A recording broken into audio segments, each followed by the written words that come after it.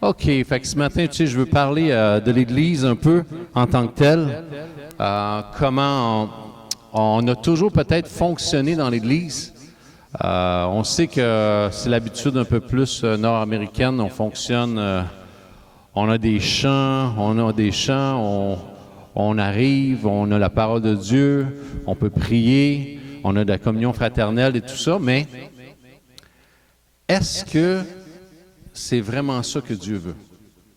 Est-ce que c'est vraiment ça que Dieu a pour plan pour chacun de nos vies? Est-ce qu'on est peut-être efficace, assez efficace pour faire en sorte qu'on devienne des disciples matures, des disciples qui obéissent à la parole de Dieu, qui mettent la parole de Dieu en pratique et qui marchent dans ses voies? Trop souvent, même dans l'Église, on est arrivé à dire, fais une prière, la prière de repentance, viens à l'Église, tu es sauvé. On s'est arrêté là. Et ce matin, je ne veux pas emmener l'incertitude dans le cœur des gens, mais je crois vraiment que c'est une fausse voie. Et Dieu parlait à mon cœur récemment, et même par rapport à nos enfants, les gens autour de nous, on les emmène, il a fait la prière de repentance, il est sauvé. C'est pas vrai. Je vois pas ça dans la Bible. Je vois pas, tu as fait une prière et que tu viens à l'Église et tu es sauvé. Plusieurs gens qui font partie de l'Église vont là en enfer parce qu'ils ne sont jamais nés de nouveau. Il faut revenir. Il faut revenir à la parole de Dieu. Il faut revenir à la parole de Dieu. Je sais que ce n'est pas populaire, l'enfer. Même l'enfer, aujourd'hui dans les églises, on ne veut pas en entendre parler. On ne veut pas entendre parler de l'enfer. Parce que ce n'est pas un message populaire. Mais l'enfer est réel. C'est un lieu qui existe, qui n'a pas été destiné pour nous, mais pour Satan et ses démons. Mais il reste quand même, si je refuse le Fils de Dieu pour ma vie, ça dit, la Bible dit dans Jean 14, celui qui a le Fils a la vie. Celui qui n'a pas le Fils de Dieu n'a point la vie, et la colère de Dieu demeure sur lui. Dieu veut une repentance de cœur. Et il doit y avoir des fruits qui suivent après. Il doit y avoir une soif de Dieu dans ma vie. Si je n'ai pas une soif de Dieu et je suis né de nouveau, je dois tomber à genoux et demander à Dieu, s'il te plaît, Seigneur, il y a quelque chose qui ne marche pas dans mon cœur. Et trop souvent, c'est quoi? L'orgueil. L'orgueil s'est installé dans mon cœur. Et je n'ai plus d'humilité. Et là, c'est là que je vis un désert profond, des fois, avec Dieu, mais souvent, c'est par orgueil. Dieu résiste aux orgueilleux. Dieu va me faire la guerre tant aussi longtemps que je suis orgueilleux. Et c'est pour ça que Dieu parle d'humilité. Et l'Église, on manque d'humilité devant Dieu, devant le roi des rois. Même entre églises, je regarde ça, les églises, nous, on offre un tel programme, notre programme est bien meilleur que l'autre. C'est quoi ça? Je ne vois pas ça dans l'Évangile. Je ne vois pas ça dans la parole de Dieu. C'est quoi? On est rendu où? C'est l'orgueil qui parle. Dieu, il veut qu'on s'approche de lui avec humilité. Point. Qu'on ait des vies transformées. Et ce n'est pas en faisant cette prière-là que votre vie va être transformée. Souvent, on sait, et ça va être dommage, et c'est vraiment dommage d'arriver à un moment donné dans l'éternité et de dire « Hey, j'avais fait la prière, je suis allé à l'église, et j'arrive, et l'enfer m'est destiné pour l'éternité. » À cause que j'ai fait un acte intellectuel. Comme les gens ont dit, comme Jésus a dit dans l'Évangile, les gens, « Hey Seigneur, on a guéri des malades en ton nom, on a prêché en ton nom, on a fait ci en ton nom, on a fait ça, j'ai servi à l'école du dimanche toute ma vie, j'ai servi dans la musique en avant toute ma vie. » Jésus dit, « Je ne t'ai jamais connu. Tu n'as jamais eu de relation vivante avec moi. Tu as embrassé une religion.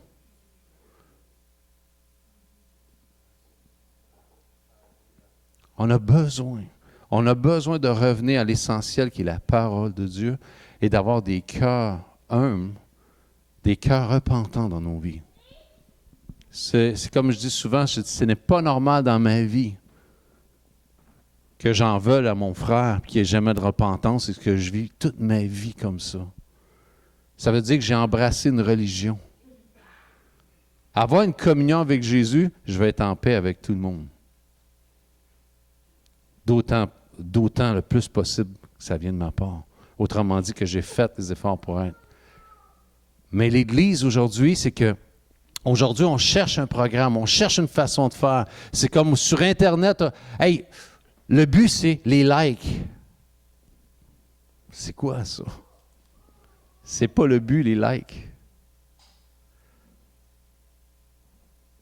Le but, c'est de former des disciples, des gens qui obéissent à la parole de Dieu, qui marchent avec Dieu, qui vont marcher dans ce monde, qui vont tout simplement proclamer des miracles de la part de Dieu, vont guérir les malades, chasser les démons, qui vont tout simplement emmener la liberté, vont emmener l'Évangile.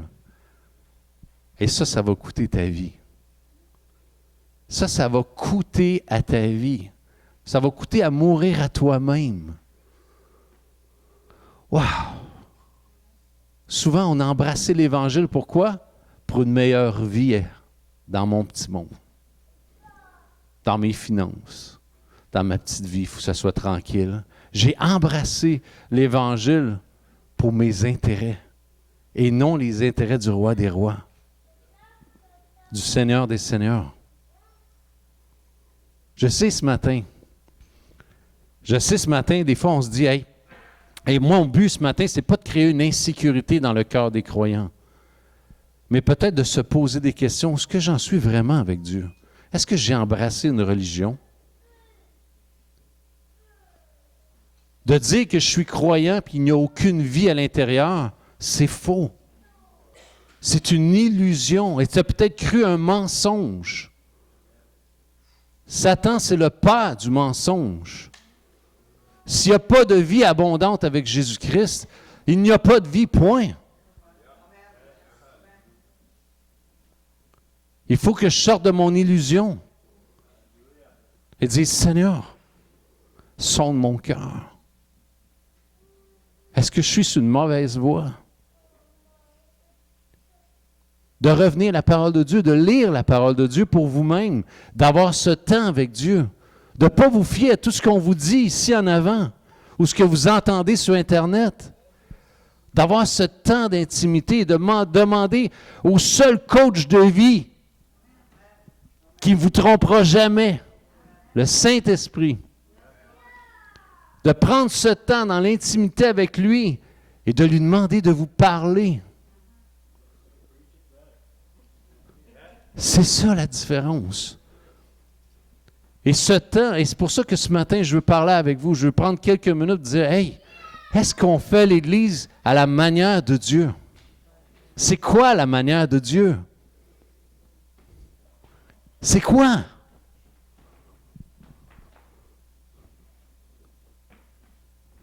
C'est qu'on offre plus d'activités, qu'on soit plus ensemble, Non. C'est plus d'intimité avec mon Seigneur. Est-ce que ça m'emmène à avoir plus d'intimité avec mon Seigneur? Cette relation-là avec lui. Entendre sa voix, écouter sa voix. D'avoir soif de lui. D'avoir soif de dire, hey, ce matin, j'ai soif de sa présence. J'ai soif d'entendre mon Seigneur me parler dans l'intimité de mon cœur. Je ne parle pas à voix audible, là. Dans l'intimité de mon cœur. Il parle à mon esprit. Le Saint-Esprit parle à mon esprit au travers de la parole de Dieu. C'est ça que Dieu veut pour chacun de nos vies. Ce n'est pas un beau rassemblement, la louange. Wow, la louange, c'était super, la prédication, c'était super. Non, Jésus dit, c'est super quand tu entends ma voix. Parle à ton esprit. Et c'est pour ça que je veux qu'on sorte de l'illusion des fois dans l'Église qu'on a pu même créer nous-mêmes. Et j'ai dit, Seigneur, je te demande pardon. Je me repens si j'ai créé ça dans l'Église. Puis oui, je sais en quelque part, c'est des fois, on a emmené une fausse sécurité. de s'appuyer sur une prière de repentance et de dire, viens à l'Église, c'est acquis. Tu dois naître de nouveau. Tu dois naître d'eau et d'esprit. Même aujourd'hui dans l'Église, pas grave si tu n'es plus baptisé. Si tu n'es pas baptisé, tu es né de nouveau. Le baptême t'attend tout de suite après. C'est l'obéissance à sa parole. On n'en fait plus. Aujourd'hui, c'est comme, c'est pas grave si tu n'es pas baptisé. Non, c'est un commandement de Dieu. Tu veux honorer Dieu par les eaux du baptême. Tu ne sais pas à quel point tu rappelles la défaite au diable et tu es en train d'élever une fête dans le ciel. Tu élèves Jésus-Christ.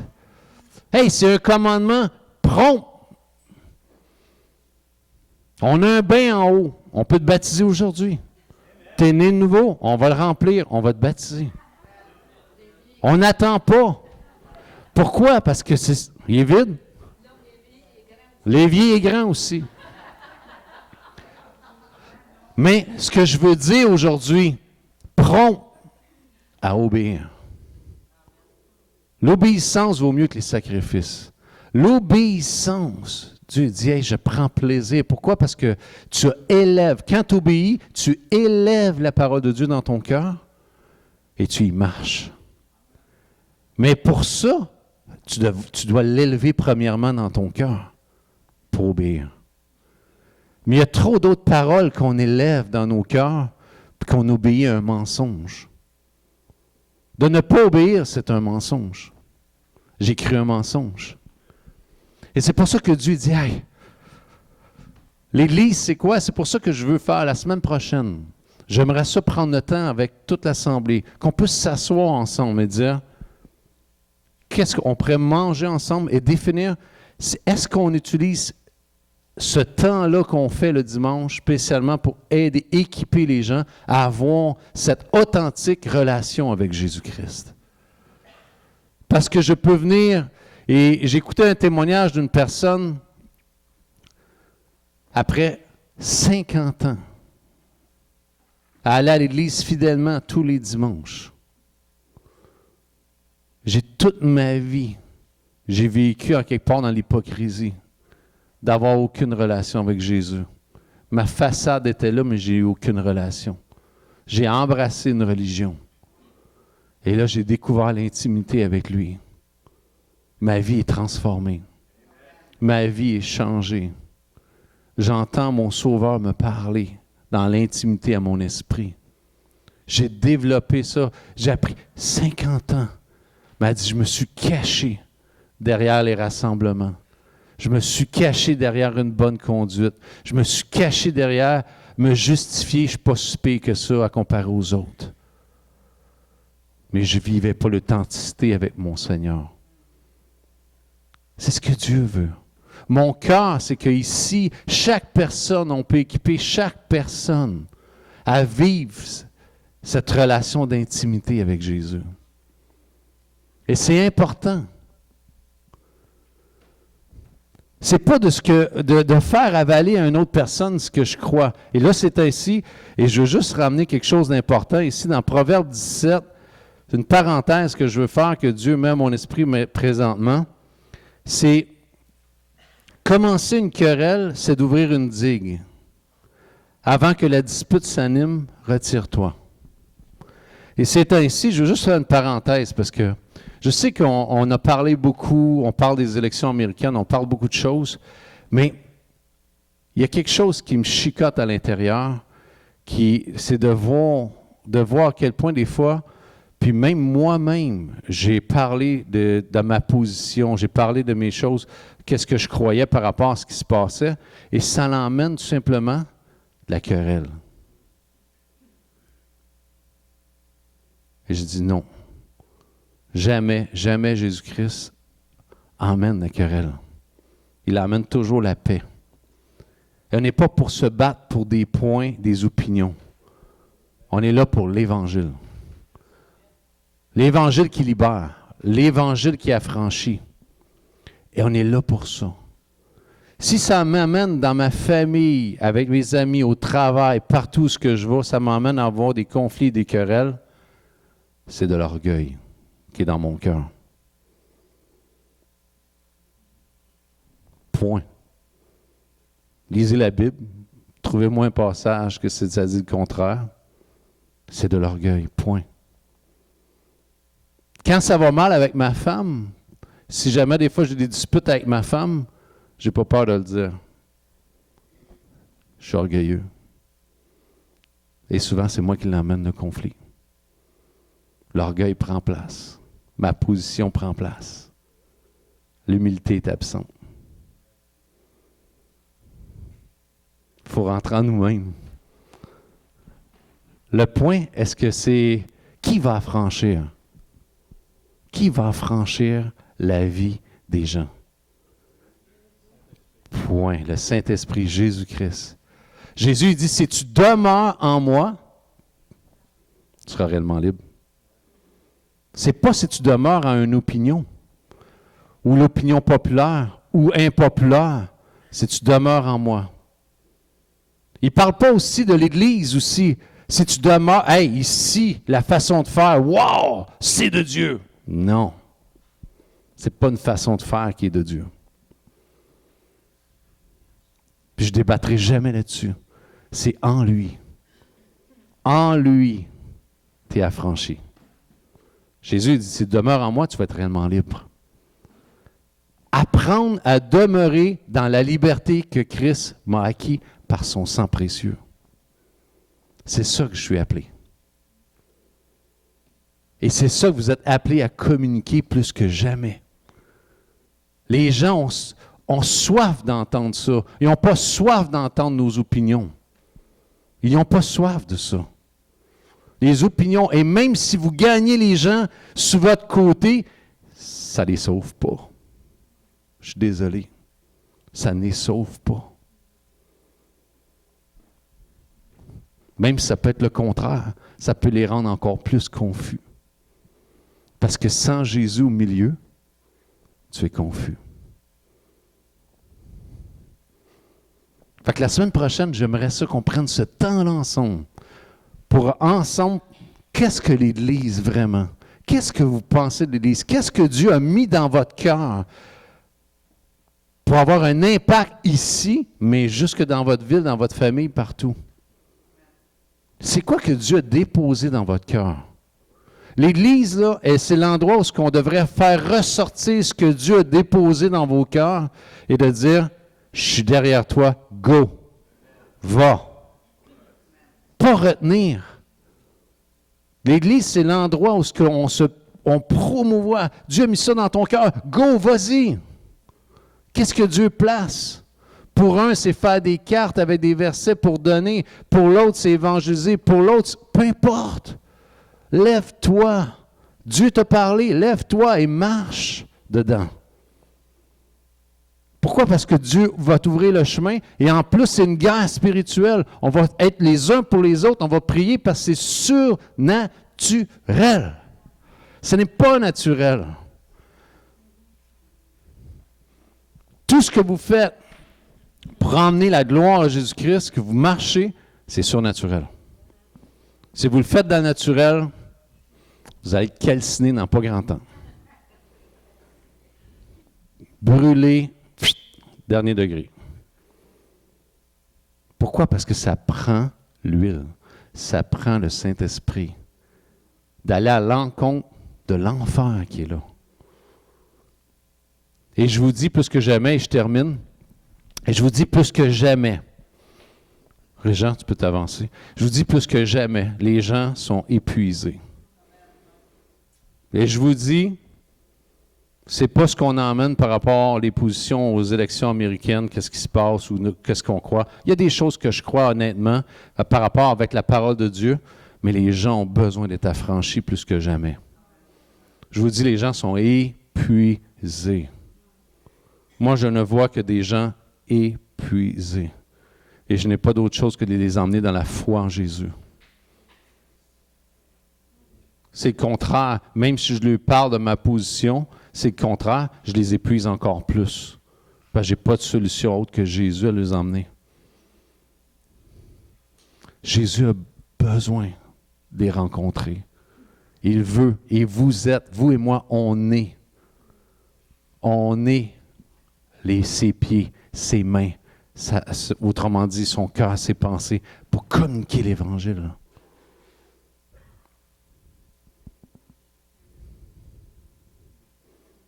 Qu'est-ce que l'Église? C'est quoi que vous voyez de l'Église? L'Église à laquelle on l'a fait toujours, de la manière qu'on fait. Est-ce que c'est ça, l'Église?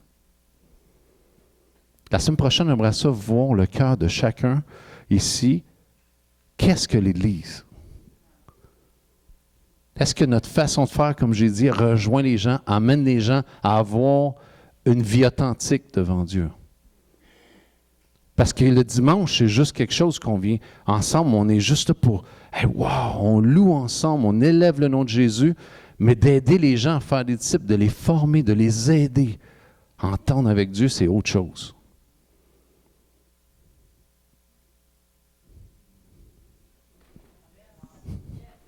La semaine prochaine, j'aimerais ça. J'aimerais que tout le monde vienne.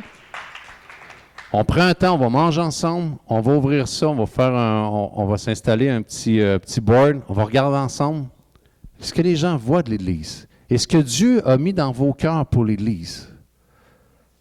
Qu'est-ce que vous voyez? Quelle est votre portion par rapport à ce que vous voulez, vous aimeriez ici ensemble? Et je crois que ça va faire la différence. Amen?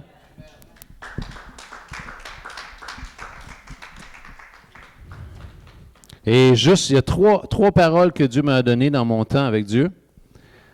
Et c'est ceci. Personnel à vous. Jésus, il y a une chose ici. Et ça dit, j'ai dit, Seigneur, qu'est-ce que tu veux que je dise? Et Jésus m'a dit ceci ce matin. Je veux être plus près de ton cœur.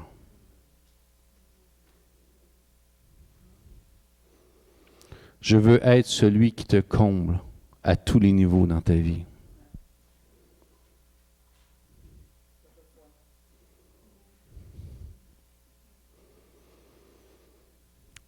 Je veux être celui qui va te faire déborder d'abondante joie, d'abondante paix et d'abondante sécurité dans ta vie.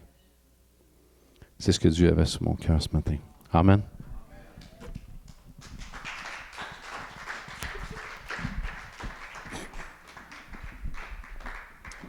OK, bonjour tout le monde. Juste vous dire, ce matin, vous étiez tellement beau à voir dans la louange, là. D'ici en avant, ça m'inspirait, ça me donnait le goût de louer encore plus. Puis, est-ce que vous pouvez imaginer le cœur de Dieu, comment il se réjouit de voir son peuple libre? Amen. Dieu aime voir, on a été créés pour louer Dieu. Et quand on le loue ensemble, quand on oublie la personne à côté de nous, quand on oublie les gens autour de nous, puis quand on se concentre juste sur sa présence, on devient la vraie personne qu'on a toujours été appelé à être devant Dieu. Et ça, c'est tellement important. Fait que je veux vraiment vous dire, vous m'avez vraiment touché ce matin. Alors, imaginez comment vous avez touché le cœur de Dieu, puis vous m'avez inspiré. Saint-Esprit, on vient te remercier pour ce qu'on vient d'entendre. Puis, l'Église est née dans ton cœur, Seigneur. Et c'est ce qu'on veut découvrir, comme on a entendu à travers Pasteur Denis. On veut découvrir, c'est quoi, qu'est-ce qu'il y avait dans ton cœur quand tu pensais à l'Église. Et puis, oui, on appelle l'esprit de révélation, on appelle l'esprit de découverte du cœur de Dieu. C'est ce qu'on appelle sur chaque vie ici aujourd'hui. Et je déclare un esprit de révélation ici ce matin dans la vie de chaque personne au nom de Jésus.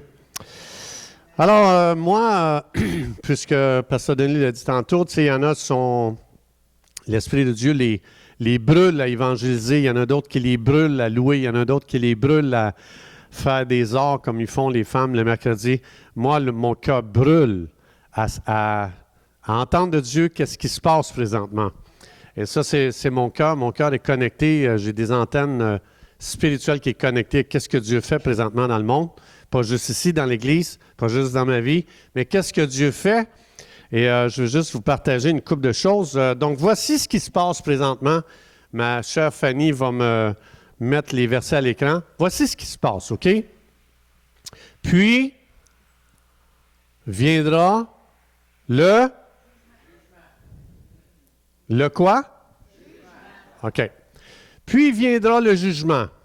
Quand j'ai expliqué depuis cet été, on dirait que Dieu me donne un seul son. Et puis, c'est celui-ci qui me donne depuis cet été. Donc, quand Dieu, il y a un jugement présentement qui se passe sur la terre entière. C'est pour ça que le monde entier est bouleversé. Quand il se passe un jugement, il se passe quelque chose. Et quand il se passe quelque chose, c'est à notre avantage, c'est ce qu'on va voir ici. Dieu est en train de juger le système du mal. Dieu est en train de juger la bête. Dieu est en train de juger le nouvel ordre mondial. Et donc, la Kabbale qu'on appelle. Donc, il dit, puis viendra le jugement. Et qu'est-ce qui se passe quand que Dieu juge? Il arrache des mains de quelqu'un quelque chose pour les mettre dans les mains de quelqu'un d'autre. Ça dit ici, on lui retirera sa quoi? Fait longtemps qu'il nous domine. Fait longtemps que la bête nous domine. Elle a ses griffes sur les gens. Elle a ses griffes sur les finances. Elle a ses griffes sur les relations. Elle a ses griffes sur l'économie, l'éducation. Elle a ses griffes dans la religion. Elle a ses griffes partout. Mais quand vient le jugement, il y a quelque chose qui lui est arraché. Il y a quelque chose que tout le ciel est engagé à venir complètement arracher ce qu'ils avaient pour dominer le monde, pour dominer les gens, dominer les familles, dominer les pensées des gens, dominer l'information. Dieu va lui retirer, Dieu va lui arracher sa domination. Et on est présentement en train d'assister à quelque chose qui est en train de nous préparer à ouvrir nos cœurs, notre esprit, nos mains, pour recevoir de Dieu l'incroyable. Donc, il ne fait pas juste juger Dieu, il ne fait pas juste arracher la domination à l'ennemi, à la bête, à l'antéchrist, à tout ce qui a mis la création de Dieu dans la misère, dans la souffrance. Pasteur Denis nous a donné un bon message la semaine passée sur la souffrance. Dieu voit tout ça, toute cette souffrance, toute cette misère, tout ce côté qui vient nous chercher profondément, ça vient chercher encore plus Dieu. Et Dieu dit, le jugement arrive, je vais lui arracher sa domination. Et Dieu dit maintenant, ouvre tes mains, toi mon peuple. Regarde qu'est-ce qu'il va dire. Le royaume, tout le monde ensemble, on y va. Le royaume, la domination et la grandeur de tous les royaumes présents sous le ciel seront donnés au peuple des saints du Très-Haut. Qu'est-ce qui se passe? Dieu a mis le pied à terre et dit, c'est assez. Je te juge, je t'arrache ta domination pour faire un transfert, ce qui a été volé aux gens, ce qui a été volé au peuple de Dieu. Dieu dit, Régent, prépare-toi au royaume. Je te le donne. On te l'a volé. Régent, prépare-toi à la domination.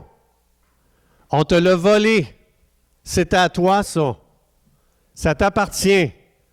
L'ennemi a volé ça. Hein, quand on voit dans Genèse, Adam a donné la domination à Satan. Et depuis ce temps-là, Satan crée énormément de problèmes sur la terre. Mais Dieu dit que quand il se lève pour juger, il y a un transfert qui se fait, ce qui a été volé. Hein? Pourquoi vous pensez que Satan dit à Jésus dans Matthieu 4, il dit, Jésus, Satan dit ça à Jésus, si tu te prosternes devant moi, je te donnerai tous ces royaumes qui m'ont été donnés. Alors Dieu, quand Dieu vient juger, Dieu il vient enlever ce qui nous a été volé et il nous le remet entre les mains. Et c'est pour ça, comme j'explique depuis quelques mois, j'explique que présentement, tout le ciel est en train de prophétiser. Préparez-vous pour un changement d'époque ou d'ère ou d'âge. On est dans l'âge du Verseau. Donc, j'ai expliqué qu'il y avait une grande conjonction angle zéro dans l'ère du Verseau. À l'angle zéro veut dire un shift d'époque, un shift de de temps. On n'est plus dans le même temps. C'est pour ça qu'on est en train de vivre ça présentement. Et Dieu dit, c'est parce que je suis en train de faire un transfert. Tout ce qui vous a été volé, je suis en train de le remettre entre vos mains. Et ça, c'est quand le jugement. C'est pour ça qu'il y a un jugement présentement qui est en train d'arriver. Et c'est pour ça qu'on est en train, comme Pasteur Denis, on voit le monde divisé. On voit que les gens ne sont plus d'accord sur les opinions. Mais le problème, pourquoi est-ce qu'on vit ce conflit, cette guerre, ce tourbillon d'informations, ce tourbillon d'opinions ou de camps ou de partis? C'est qu'il est en train de se passer quelque chose de tellement grand qu'on ne peut pas ne pas en parler. Tu ne peux pas ne pas en parler. Parce que Dieu est impliqué, Dieu est dedans. Dieu est en train de faire quelque chose d'extrêmement unique qu'on n'a jamais vu encore dans toute l'histoire. Et c'est ce que Dieu est en train de faire. Dieu est en train d'apporter ce chiffre-là ici. Et ça veut dire, toi là, qui es ici aujourd'hui, toi qui entends, Dieu veut te donner le royaume. Dieu veut te donner la domination. Dieu veut te donner la grandeur de tous les royaumes. T'as-tu déjà pensé à ça? Que Dieu dit, ouvre tes mains assez grand parce que je vais mettre entre tes mains la grandeur, toute la grandeur de tous les royaumes. Je vais le mettre entre tes mains. C'est donné au peuple des saints du Très-Haut. Qui ici est un saint du Très-Haut? Levez la main. Bien, ça, c'est à vous. Et c'est pour ça que Dieu dit, il doit y avoir un jugement parce que vous n'êtes pas capable, d'opérer dans le royaume, vous n'êtes pas capable de dominer, vous n'êtes pas capable de recevoir la grandeur de tous les royaumes parce que l'ennemi s'en est approprié, il le possède et il ne veut pas le céder. Et c'est pour ça qu'il y a une guerre présentement. Il y a une guerre parce que Dieu est en train de taper sur les mains de l'ennemi. Lâche-le. Ça va à mon peuple. Non, tac. Lâche-le. Dieu est en train de juger. Il est en train de frapper. Et il frappe très fort. C'est pour ça qu'on n'est pas capable de rester dans le coin et pas en parler. C'est trop gros, qu'est-ce qui se passe? On est en train d'assister à un shift, un changement, une basculation. C'est un moment historique qu'on est en train de vivre. Et c'est pour ça il ne faut pas faire de division, comme ça a été dit dans le message de Pasteur Denis. Il faut demander à Dieu la sagesse, comment je fais pour relâcher ce que Dieu fait? Parce que Dieu l'a dit, mes prophètes sont ma bouche sur terre. On doit dire qu'est-ce que Dieu fait. On doit dire où est-ce qu'il est rendu dans son agenda. On doit savoir c'est quoi qui se passe dans le programme de Dieu. On doit savoir on est où par rapport à l'horloge de Dieu. Mais quand tu parles, on a tué tous mes prophètes, Dieu dit. Le monde n'est pas capable d'entendre l'agenda de Dieu, le programme de Dieu, le cœur de Dieu, les plans de Dieu. Et Dieu dit, vous avez tué tous mes prophètes qui parlaient de ma part. Pourquoi? On veut se boucher les oreilles, on ne veut pas entendre ça. Et c'est la raison pourquoi que l'ennemi il veut nous agresser présentement. Il veut nous agresser parce qu'il sait qu'il est en train de se passer quelque chose de phénoménal. Il est en train de se passer quelque chose de très grand. C'est la plus belle nouvelle. C'est la plus belle chose qui est en train de se passer qu'on n'a pas vu depuis que Jésus est descendu sur terre. Dieu lui-même fait homme qui a payé pour nos péchés à la croix. C'était l'événement du siècle, mais on est en train de vivre le deuxième événement de tous les siècles. Celui pour lequel on a été créé. On a été créé dans le jardin d'Éden. On a été oint par Dieu de domination, de royaume, de grandeur des royaumes. Dieu l'avait mis sur nous. Il l'avait mis entre nos mains. Mais le problème, c'est qu'on l'a donné à l'ennemi. Et c'est pour ça que Dieu est en train de juger les nations. Dieu est en train de juger les peuples. Dieu est en train de juger les autorités. Dieu est en train de juger les gouvernements. Dieu est en train de juger même l'Église. Le jugement de Dieu commence par la maison de Dieu. Et ensuite, Dieu juge les peuples. Le jugement a passé dans l'Église. Maintenant, Dieu est en train de juger les peuples.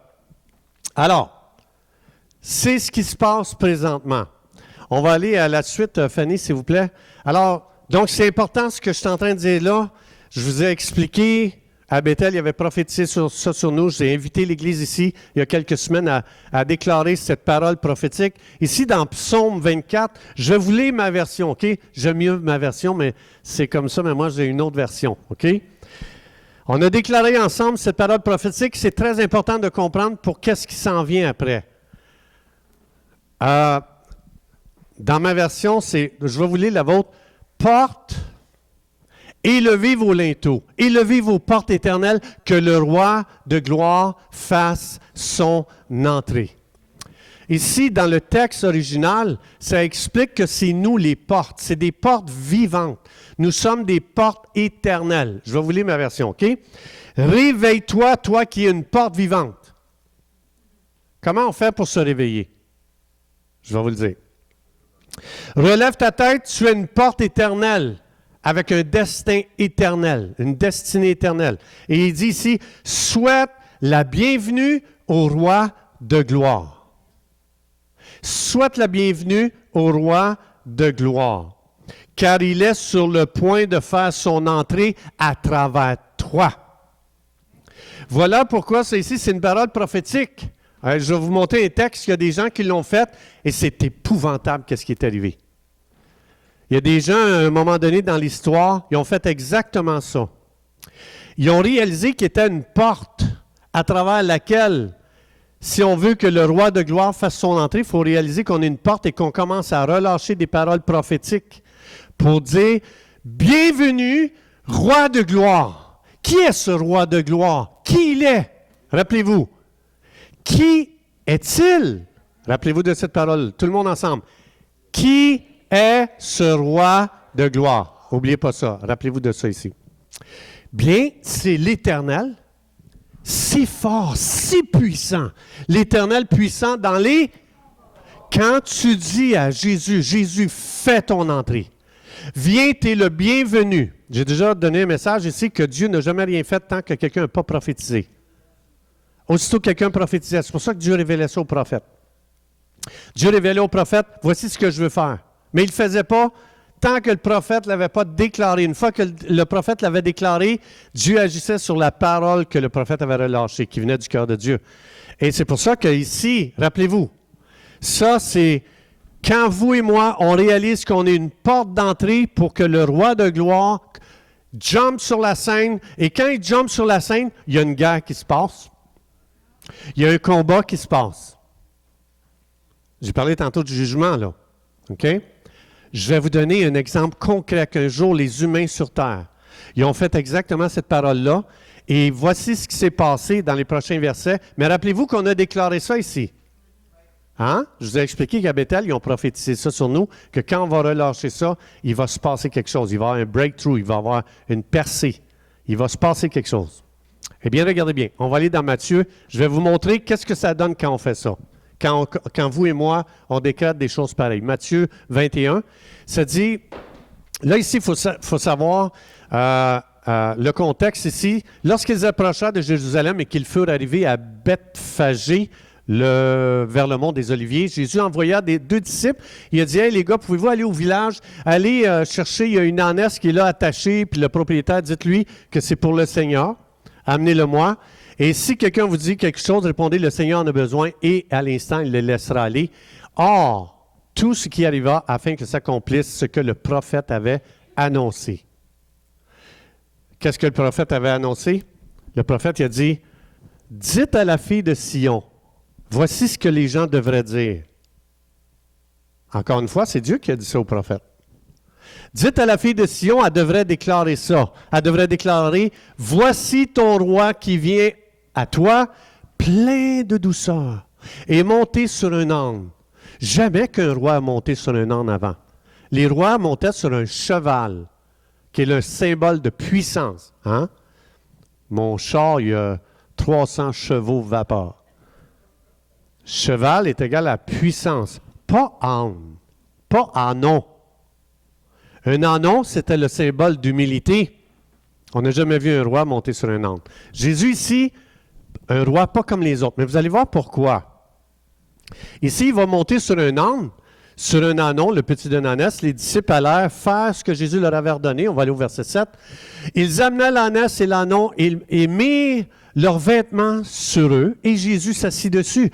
Une grande foule Comme ce matin, pensez à ça, là, le contexte, là, une grande foule de gens étendaient leurs vêtements sur le chemin. Tu voyais les gens enlever leurs manteaux. Pensez à ça ce matin. C'est un moment de louange. C'est un moment de la présence de Dieu. On aime ces moments-là, right? Quand tu commences à voir des gens faire des choses, j'ai aimé ça ce matin, de voir la louange des gens qui ont fait quelque chose de différent, c'est super. Quand il y a un moment de la présence de Dieu qui est manifesté, il y a des gestes différents, inhabituels qui commencent à se produire. Comme ce matin, j'ai aimé ça, je trouve ça super. Et il faudra qu'à tous les dimanches, on jette nos vêtements par terre, ou prophétiquement ou symboliquement, faire quelque chose de différent qu'on ne voit pas se faire normalement. Alors ici, les gens, ils disent « Waouh, waouh, waouh, waouh, waouh, waouh! Hey, c'est le roi! » Les gens commencent, ils mettent leur manteau à terre, l'ânon passait sur les manteaux. Et non seulement ça, ça dit que les gens sont allés, les gens tendaient leur manteau, d'autres coupaient des branches aux arbres et en jonchèrent la route. Pense à ça. Essaye de voir la scène, c'est « Waouh, hey, on n'a jamais vu ça, c'est super, c'est un moment glorieux, là. Hey, ça, là, c'est le summum, là. On est en train de vivre un moment très, très fort. On aime ces moments-là, puis là, les rameaux par terre, les branches par terre, les manteaux à terre. Hey, le roi fait son entrée, on va continuer. Et ça dit, ceux qui précédaient, ceux qui suivaient Jésus, ils criaient. Là, c'est un moment d'extase. Hey, Hosanna au Fils de David, béni soit celui qui vient au nom du Seigneur. Hosanna dans les lieux très hauts. Oh, on aime ça. C'est super. Gloire à Dieu. C'est la louange. C'est le spontané. C'est on improvise, là. Comme ce matin, le temps des tam-tams. Là, hey, let's go. On fait quelque chose de différent. C'est un moment intense. C'est la présence de Dieu. C'est Dieu qui fait son entrée en tant que roi. Hein? Ça a été prophétisé par le prophète. Alors, ces gens-là, ils sont tous devenus des portes ouvertes pour que le roi de gloire fasse son entrée. Right? C'est exactement le psaume 24 qu'on est en train de vivre. Ils sont en train de vivre le psaume 24. Ça dit, toi qui es une porte éternelle, une porte vivante, réalise que le roi de gloire veut faire son entrée à travers toi. Église, réalisez, Jésus-Christ veut faire son entrée à travers l'Église qui relâche, qui réalise qu'ils sont tous des portes vivantes. Relâchez le roi de gloire. Comme je vous ai dit, Dieu ne fait rien tant que quelqu'un ne prophétise pas. Dieu est collaborateur avec nous. Alors, ici, les gens vivent ce moment-là. Pareil comme nous autres, un matin, quand j'ai vu quand j'ai vu les gens qui ont dit « Wow, hey, ça là, moi j'ai vécu ce moment-là ce matin, j'étais béni, j'aimais vous voir. » Les yeux ont besoin de voir, juste être là. « Alléluia, gloire à Dieu, oh Saint-Esprit. » On a besoin de visuels. On a besoin de voir des choses physiques se passer. Des danses, les gens qui sautent, les gens qui font des choses. On a besoin de visuels. Et ici, le visuel était à son apogée, à son maximum. Et il devrait y avoir un visuel à tous les rassemblements. Il devrait y avoir. Et je l'encourage de tout mon cœur. Alors, lorsqu'il entra dans Jérusalem, toute la ville fut troublée. Mais en grec, c'est la ville fut ébranlée. Tellement les gens, Jésus, Jésus, Jésus. Les gens, là, ça sautait, là. Ça dit que la ville en shakeait. La foule était énorme. La ville tremblait. Les murs tremblaient des bâtiments. Les rues tremblaient. Tu sais, tu prends là des milliers de gens, tout le monde. Jésus, Jésus! Eux autres, là, ils étaient en train de réaliser, c'est le Messie. Et ça fait 4000 ans qu'on attend le Messie. Dieu l'avait promis dans Genèse 3,15 à Adam. Toutes les femmes ont voulu être enceintes du Messie. Et là, ça arrive qu'il est en train de faire son entrée. C'est quelque chose. Alors ici, lorsqu'il entra dans Jérusalem, toute la ville fut troublée. C'est pas troublé, était émerveillée, elle sautait de joie. On disait, qui est ce roi de gloire? Psaume 24. Qui est ce roi de gloire? Qui est cet homme? Ça, c'est la version qui dit ça comme ça. On continue ici dans les versets. Ils ont fait la même chose que Psaume 24. La foule répondait, « Hey, c'est Jésus, c'est le prophète de Nazareth en Galilée. » Alors Jésus, donc rappelez-vous là, Et là, j'aime ça, ce moment-là. Mais, quand on dit à Jésus, fais ton entrée, attache ta tuque. Quand tu comprends que tu es une porte éternelle, tu es une porte vivante, et que tu relâches Jésus, attache ta tuque. Pas toi. Toi, il est venu sur le dos d'un ânon. Un ânon, c'est un symbole de douceur et d'humilité. Mais attache ta tuque, peuple, nation. Vous êtes finis quand je dis ça. Le jour où ce que les croyants réalisent qui ils sont. Hein, on a entendu, l'Église, c'est supposé être un lieu qu'on apprend à découvrir notre identité, Marlène, ce matin. Tu es une porte éternelle très dangereuse pour les méchants. Pour toi, il vient comme un ânon, douceur, gentillesse. Mais quand tu relâches le roi de gloire, tu dis, Jésus, fais ton entrée. Paf! Jésus dit, OK, vous voulez que je fasse mon entrée? Immédiatement, il s'en va dans le temple de Dieu.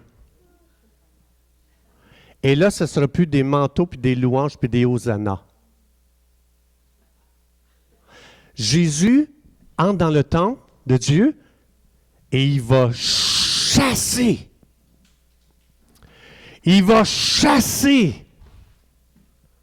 Vous voulez que je sois roi? Attache ta tuque.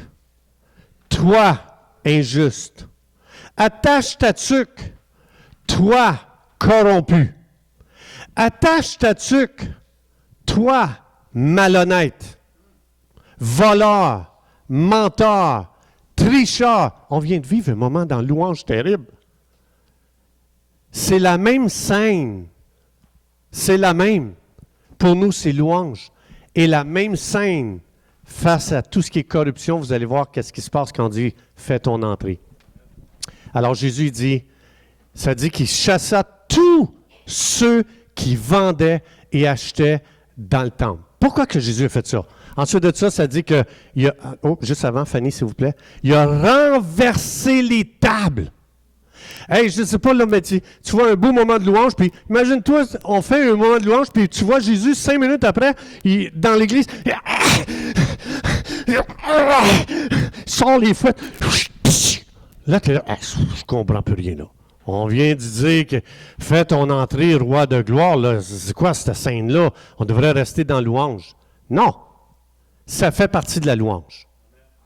Quand Dieu juge la corruption, ça fait partie de la louange. Présentement, la terre entière est en train de louer. La terre entière est en train de louer comme jamais avant en jugeant la corruption qui est dans le monde.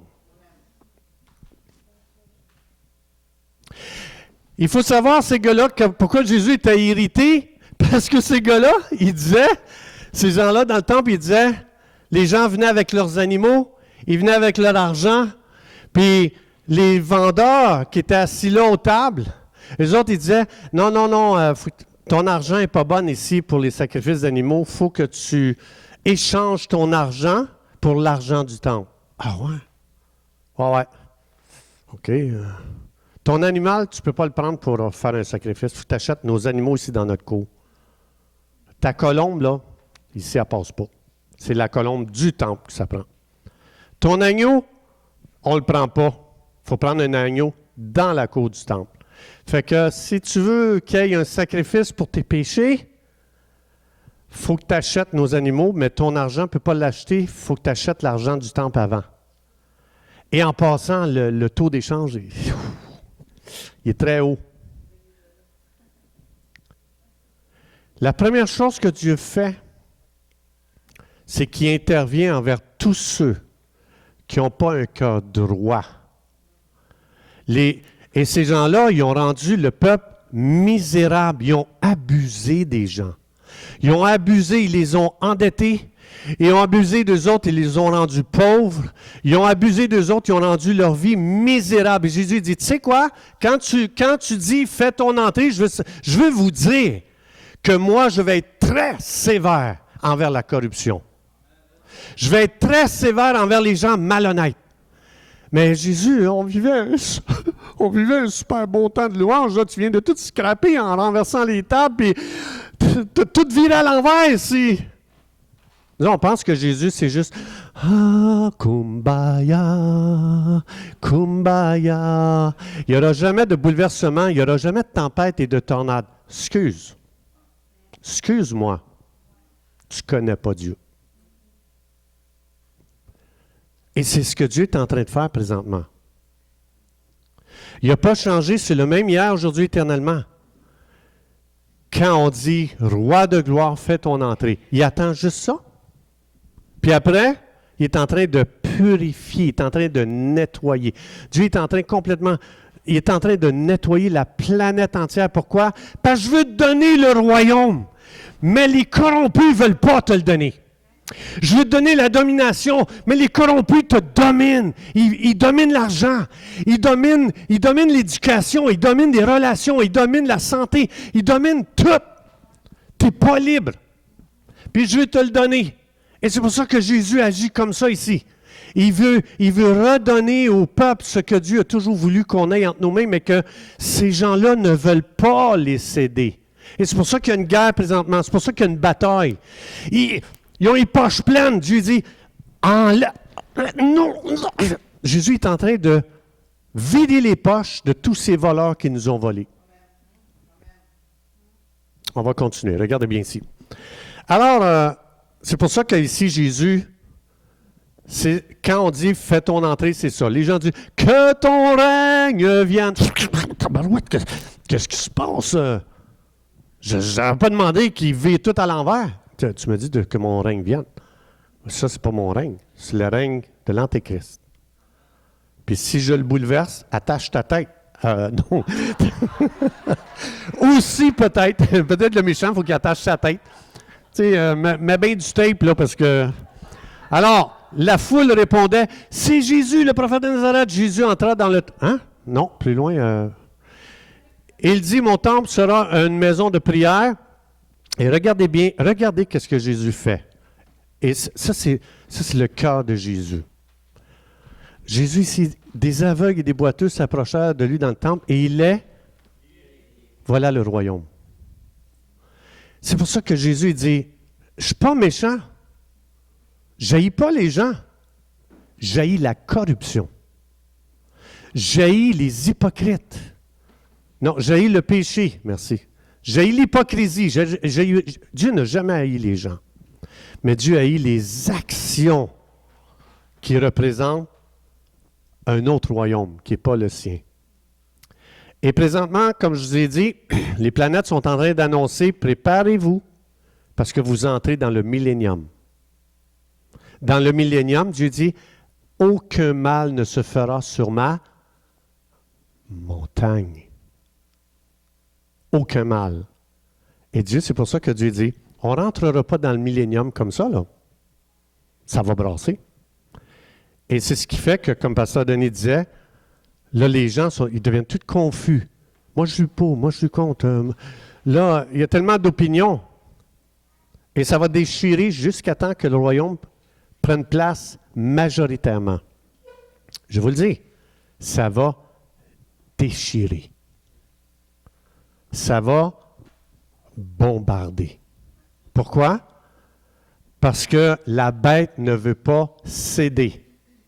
Elle a perdu, elle ne veut pas lâcher, elle ne veut pas céder, mais elle va céder. Elle va tomber, elle va complètement te ruiner et Dieu va dire, voici, je vous redonne ce qui vous appartient maintenant. Le royaume est à vous, vous dominez et je vous donne toutes les richesses de tous les royaumes de ce monde. Vous n'êtes pas émerveillés par ça? Moi, je suis comme quand je baignais là-dedans cette semaine, puis je disais, c'est-tu pas merveilleux? Tu sais pourquoi les gens ne se réjouissent pas? Parce qu'ils ne savent pas qu'est-ce qui se passe. Vous savez pourquoi les gens s'estinent, comme Pasteur Denis disait? Parce qu'ils ne savent pas ce que Dieu dit, ils ne savent pas ce que Dieu fait. Moi, je ne m'ajusterai jamais avec Satan qui dit « J'installe mon royaume. C'est moi qui va régner sur la terre. » Désolé, non, tu ne régneras pas. C'est Christ qui va régner. Il règne, il va régner pour toujours.